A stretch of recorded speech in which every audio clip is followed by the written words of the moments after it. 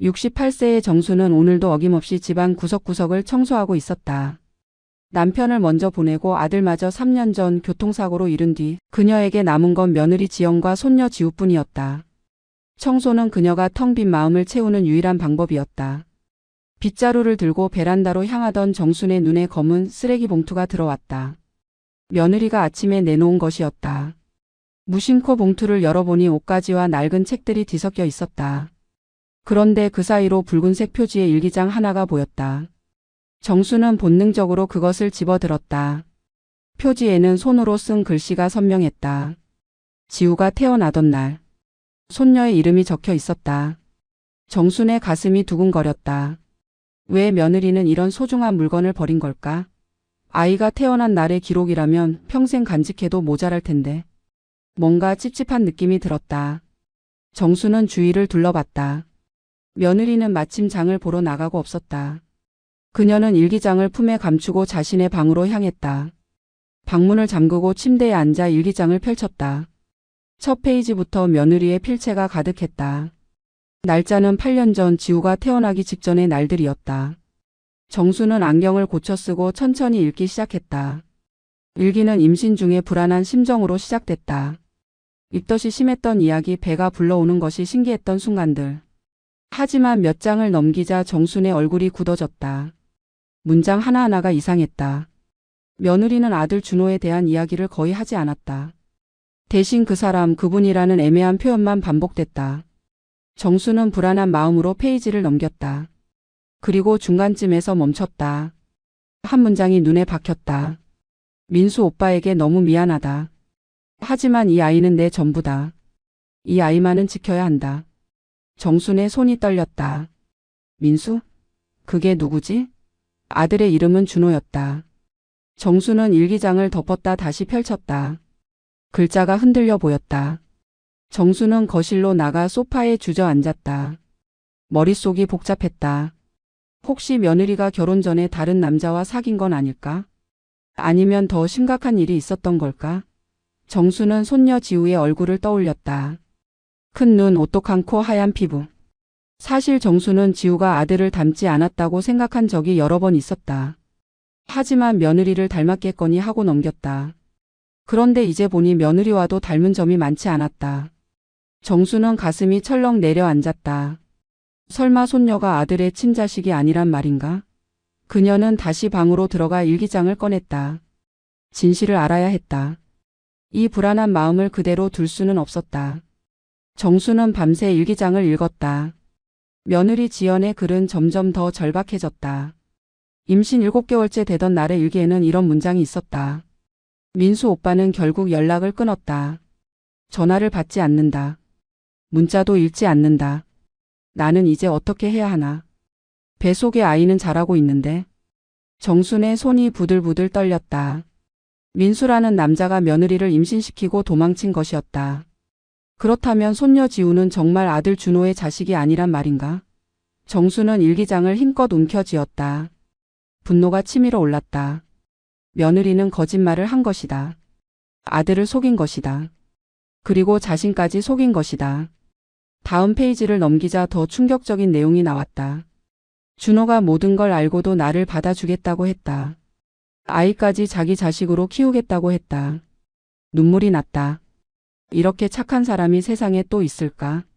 나는 민수 오빠를 사랑했지만 준호에게 평생 보답하며 살겠다고 다짐했다. 정수는 숨이 막혔다. 아들이 알고 있었다는 것이었다. 준호는 손녀가 자기 친자식이 아니라는 걸 알면서도 며느리와 결혼했던 것이다. 정수는 눈물이 났다. 아들은 왜 자신에게 말하지 않았을까? 왜 혼자 그 무거운 짐을 짊어지고 살았을까? 정수는 거실 벽에 걸린 아들의 사진을 바라봤다. 늘 웃는 얼굴의 준호. 그 웃음 뒤에 이런 비밀이 숨어 있었다니. 정수는 가슴이 찢어지는 것 같았다. 아들은 3년 전 퇴근길에 교통사고로 세상을 떠났다. 너무 갑작스러운 죽음이었다.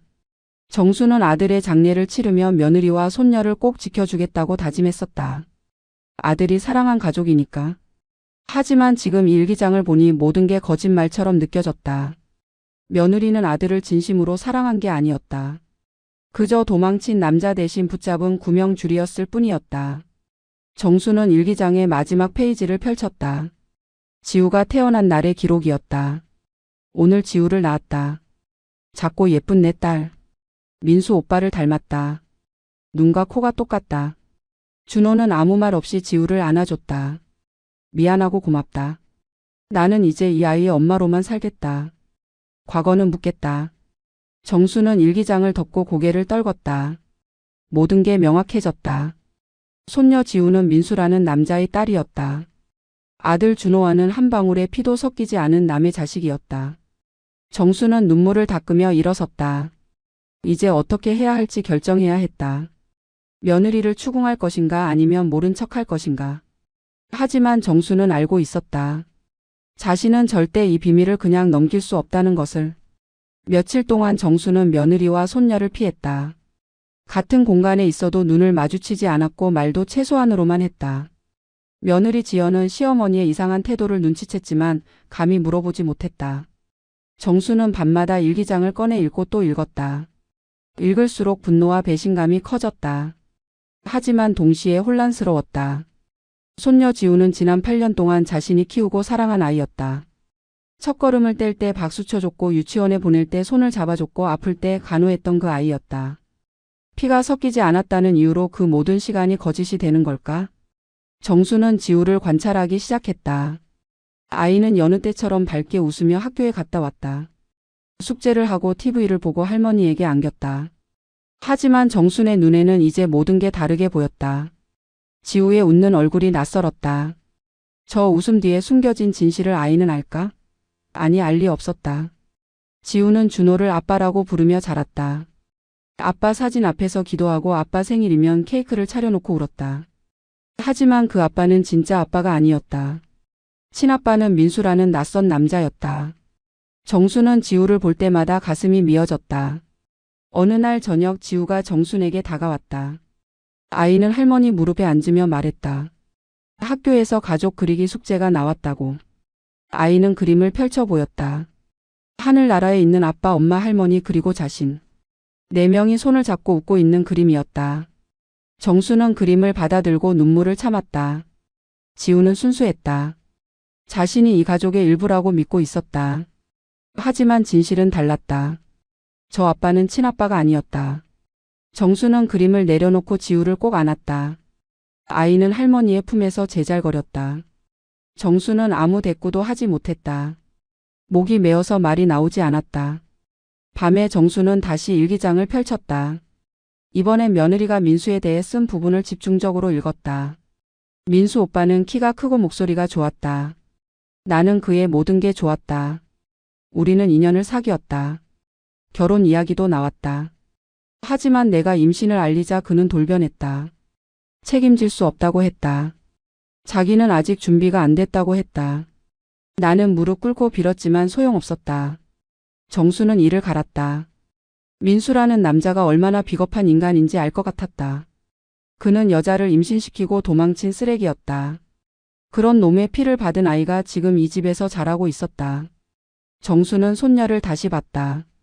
지우는 방에서 자고 있었다. 작은 얼굴이 평화로웠다. 정수는 아이 곁에 앉아 얼굴을 자세히 들여다봤다.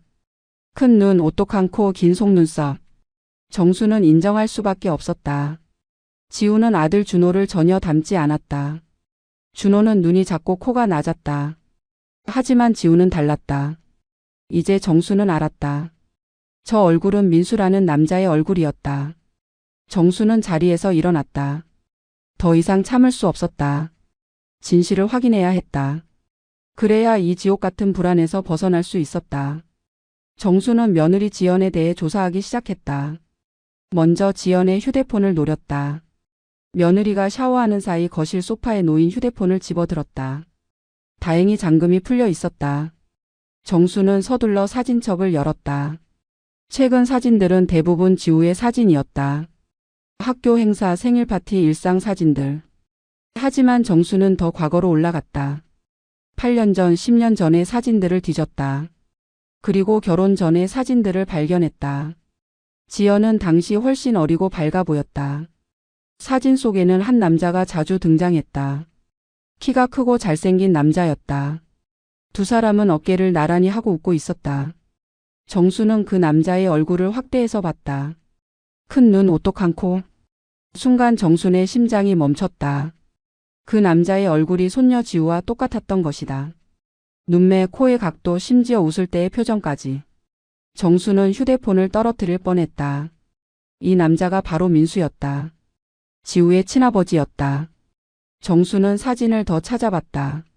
해변에서 찍은 사진, 카페에서 찍은 사진, 놀이공원에서 찍은 사진. 사진마다 태그가 달려 있었다. 해시태그 민수오빠, 해시태그 내 인생의 선물, 해시태그 영원히 함께. 정수는 이를 악물었다. 며느리는 이 남자를 얼마나 사랑했던 걸까? 아들 준호보다 더 사랑했던 걸까?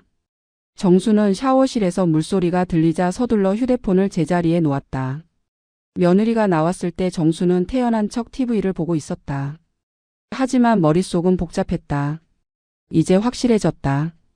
지우는 민수의 딸이었다. 정수는 그날 밤 잠을 이루지 못했다. 머릿속에서 민수의 얼굴과 지우의 얼굴이 겹쳐졌다. 그리고 아들 준호의 얼굴이 떠올랐다. 준호는 모든 걸 알고도 참았던 것이다. 다른 남자의 아이를 자기 딸처럼 키웠던 것이다. 정수는 이불을 뒤집어쓰고 울었다.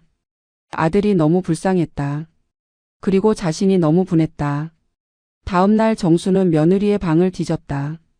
지연이 장을 보러 나간 사이였다. 정수는 옷장과 서랍을 열어 하나하나 확인했다.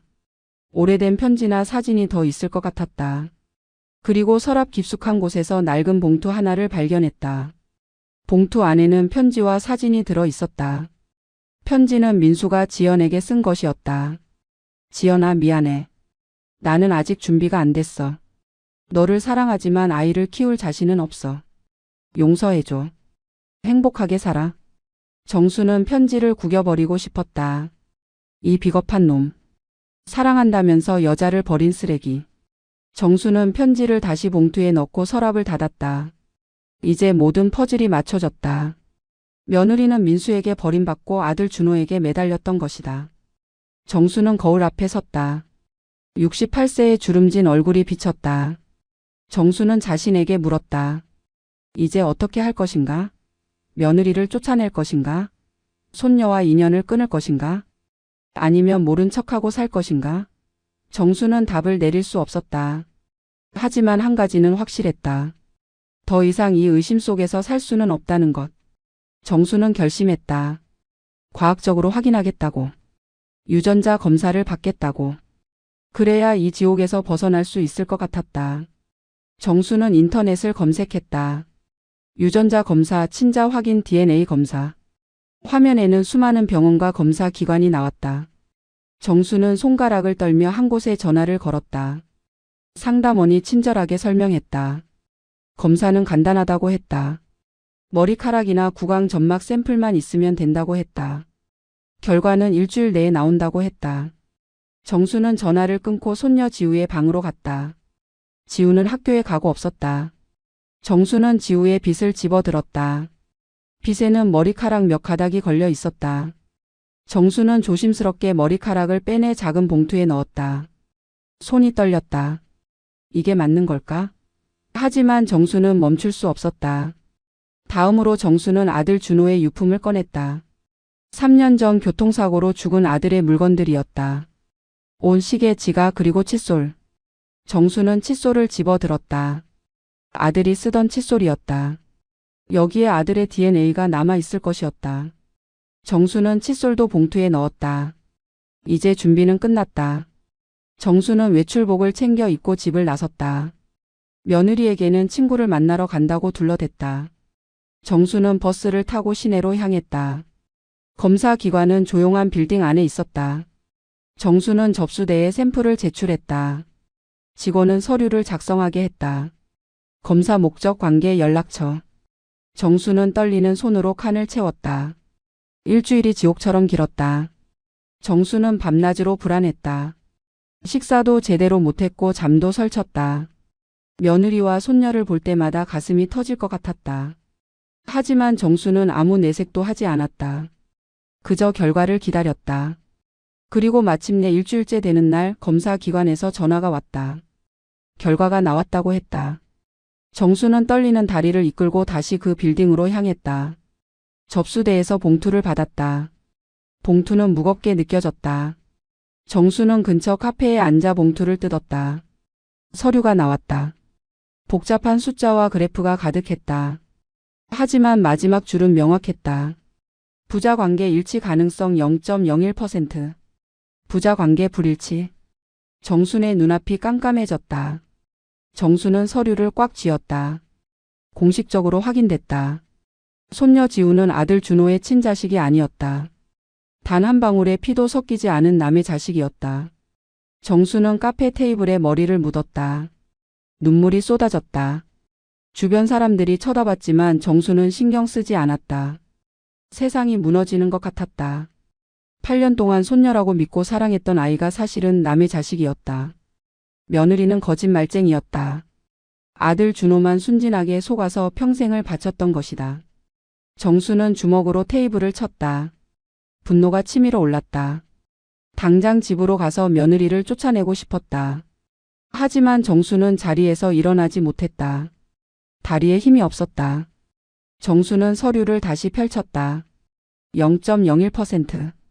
이 숫자가 모든 것을 말해줬다.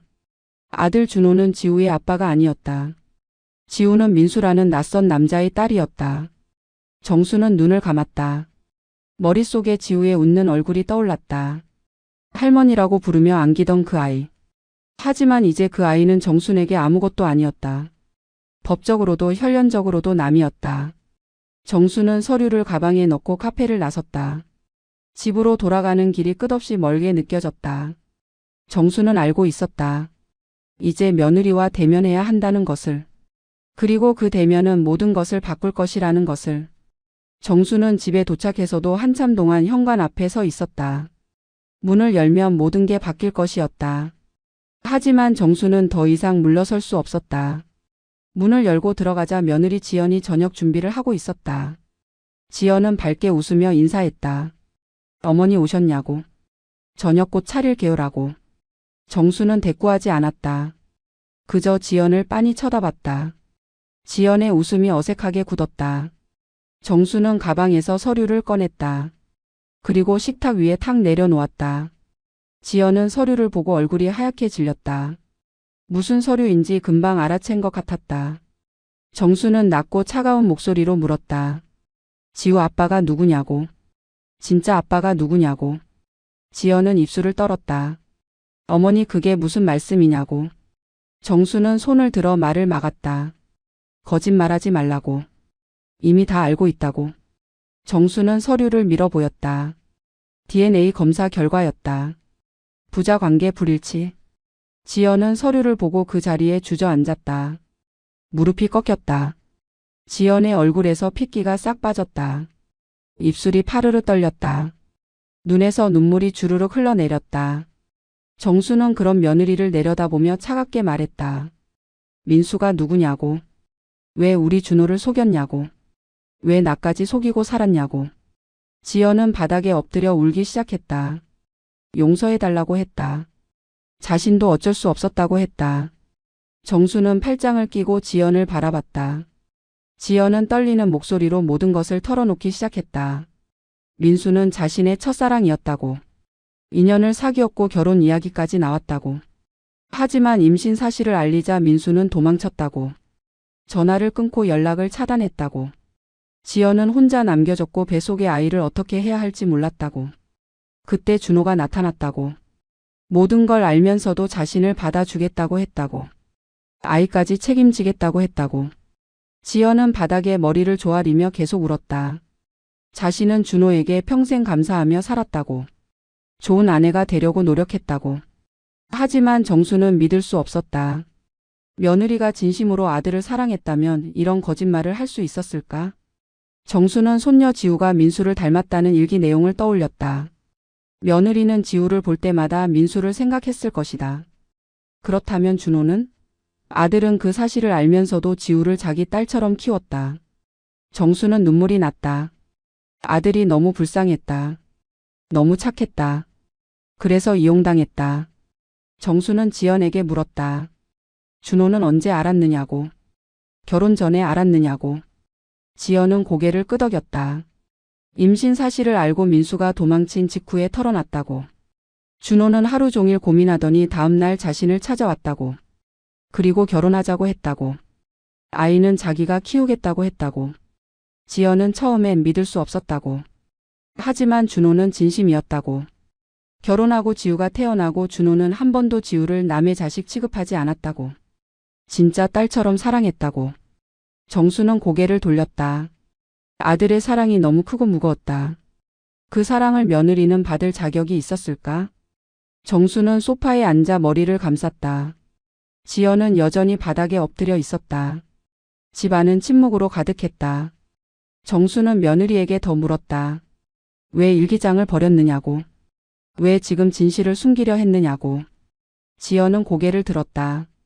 눈이 퉁퉁 부어 있었다. 지연은 떨리는 목소리로 대답했다. 지우가 자라면서 점점 민수를 닮아갔다고. 일기장을 볼 때마다 과거가 떠올라서 괴로웠다고. 그래서 버리기로 했다고. 완전히 과거를 지우고 싶었다고.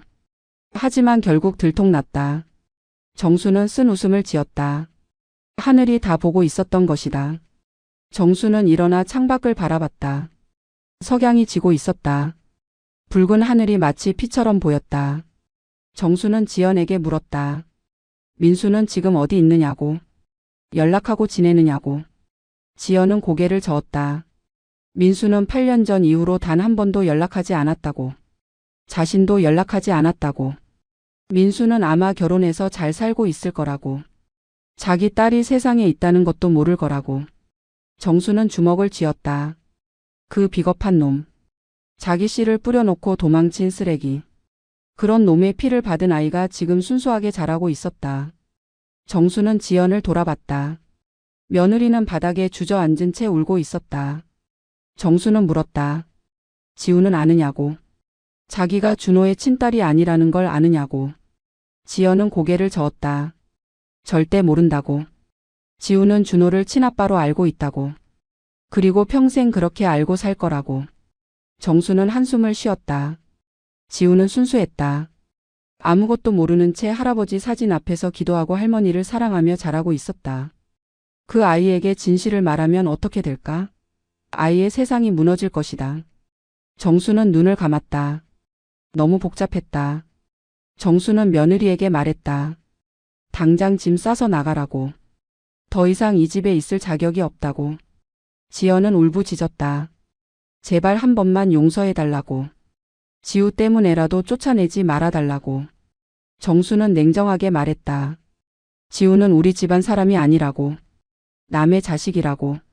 왜 자신들이 남의 자식을 키워야 하느냐고. 지연은 바닥을 치며 울었다.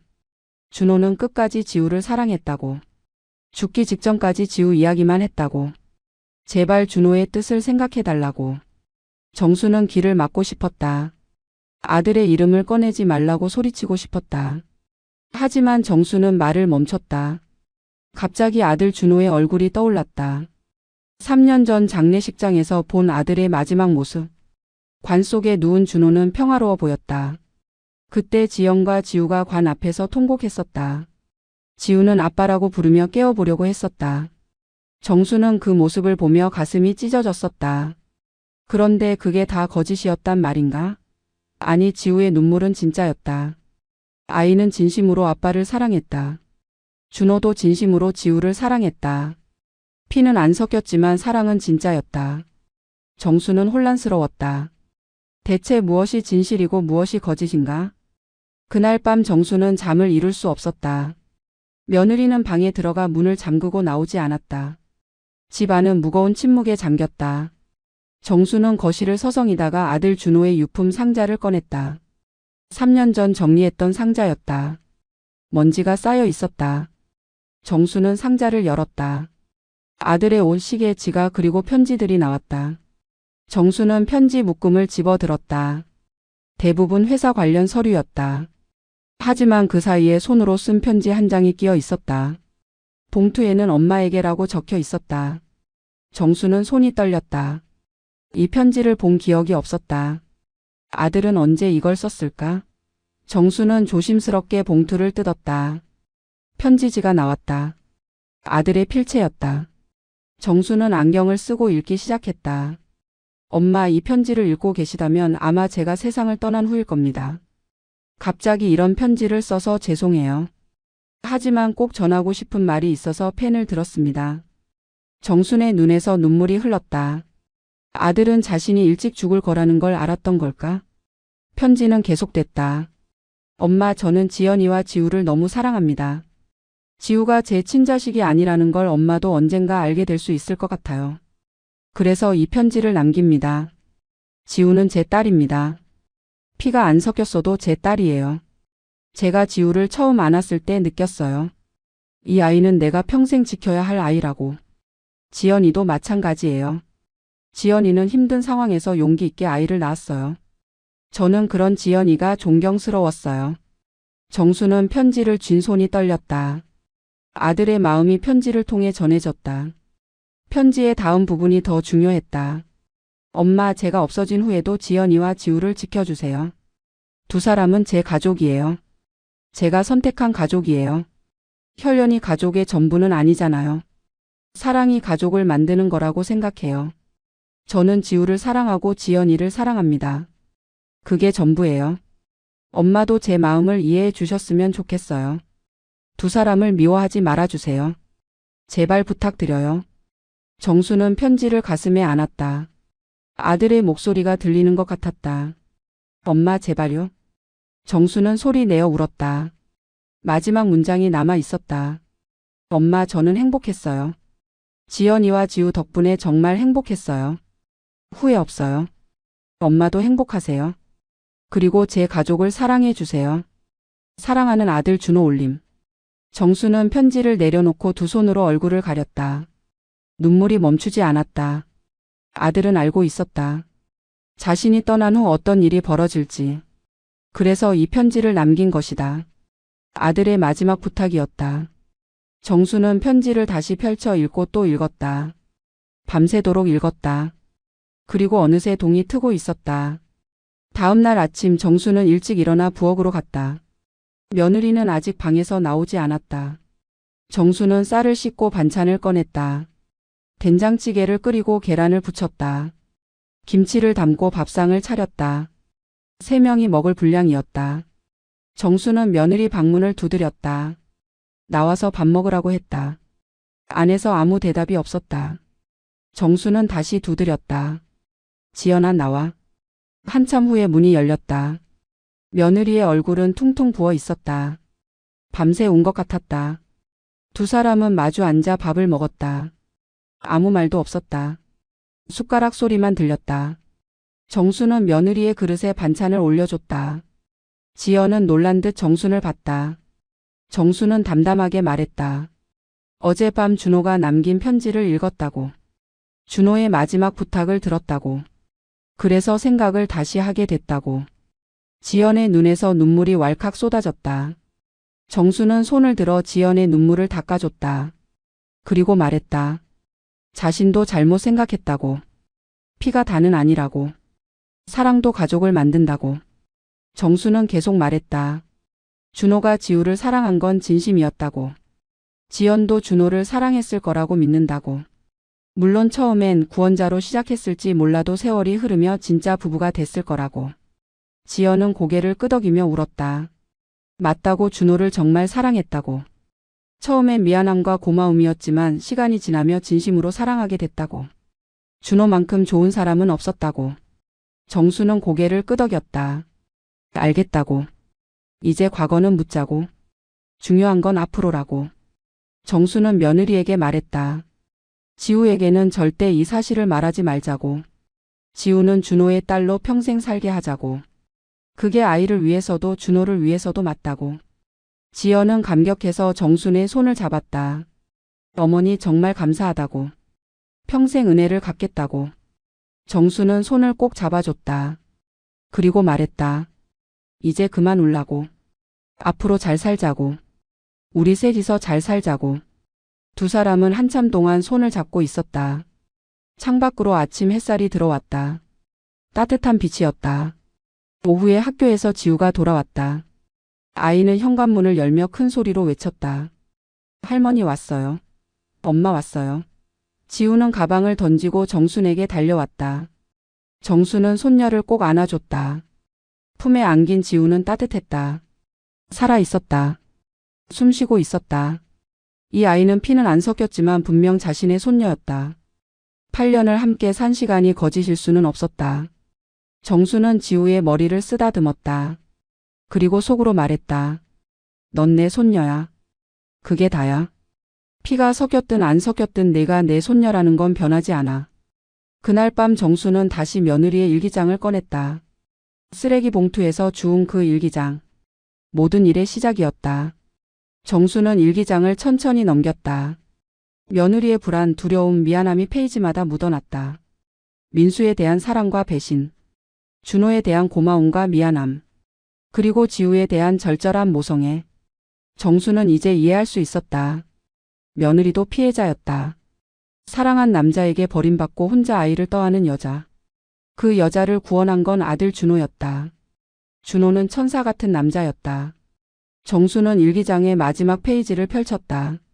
지우가 태어난 지 일주일 후의 기록이었다. 오늘 준호가 지우를 안고 웃었다. 진짜 아빠처럼 자연스러웠다. 나는 결심했다. 이 남자와 평생을 함께 살겠다고. 지우에게 좋은 엄마가 되겠다고. 준호에게 좋은 아내가 되겠다고. 민수 오빠는 이제 정말 과거다. 나에겐 준호와 지우가 있다. 그것으로 충분하다. 나는 행복하다. 정수는 미소를 지었다. 며느리는 나름대로 최선을 다했던 것이다. 정수는 일기장을 덮었다. 그리고 조용히 말했다. 그래, 결국 사랑이 남는 거지. 피도 중요하지만 사랑이 더 중요해. 준호가 그걸 알려준 거야. 정수는 일기장을 서랍 깊숙이 넣었다. 이제 이 일기장은 필요 없었다. 과거는 과거로 남겨두기로 했다. 중요한 건 현재와 미래였다. 지영과 지우와 함께 살아갈 현재와 미래. 정수는 창문을 열었다. 밤바람이 상쾌했다. 별이 빛나고 있었다. 저 하늘 어딘가에 준호가 있을 것 같았다. 다음 날 아침 세 사람은 함께 아침을 먹었다. 지우는 학교 이야기를 신나게 떠들었다. 친구와 싸웠다가 화해한 이야기, 선생님께 칭찬받은 이야기. 정순과 지연은 웃으며 들어줬다. 평범한 아침 풍경이었다. 하지만 그 평범함 속에 기적이 있었다. 피로 이어지지 않은 가족이 사랑으로 이어져 있었다. 밥을 다 먹은 지우가 할머니에게 안기며 말했다. 할머니 사랑해요. 정수는 손녀를 꼭 안으며 대답했다. 할머니도 사랑한다. 정말 많이 사랑한다. 지우가 학교에 간 후 정순과 지연은 설거지를 함께 했다. 지연이 조심스럽게 물었다. 어머니 정말 괜찮으시냐고. 자신과 지우를 용서할 수 있느냐고. 정수는 고개를 끄덕였다. 괜찮다고. 용서도 필요 없다고. 다만 앞으로 지우를 잘 키우자고. 그게 준호에 대한 최고의 보답이라고. 지연은 눈물을 닦으며 고개를 숙였다. 명심하겠다고.